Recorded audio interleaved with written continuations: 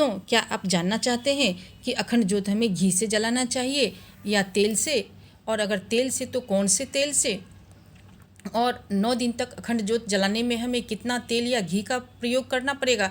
तो आइए हम जानते हैं इस बातों को। अगर हम घी का अखंड ज्योत जलाते हैं तो हमें प्योर गाय का घी से ही जलाना चाहिए अखंड ज्योत, भैंस के घी से नहीं जलाना चाहिए। और अगर हम तेल से जलाते हैं तो हमें सरसों तेल का प्रयोग नहीं करना है, तिल के तेल का प्रयोग करना है। तिल का तेल जो 200-250 रुपये किलो आता है ग्रीन वाले डब्बा में, वह बिल्कुल ही रिफाइंड है, उसका प्रयोग तो बिल्कुल ही ना करें। जो ओरिजिनल तिल का तेल होता है वो इस तरह से मिलता है, ये थोड़ा महंगा मिलेगा आपको, तो ये ओरिजिनल तेल है, इसी का प्रयोग करें। और आप देख सकते हैं कि मुझे यह भी ओरिजिनल तेल है, तो मुझे 2.5 लीटर यहाँ पर लग गया है लगभग तेल।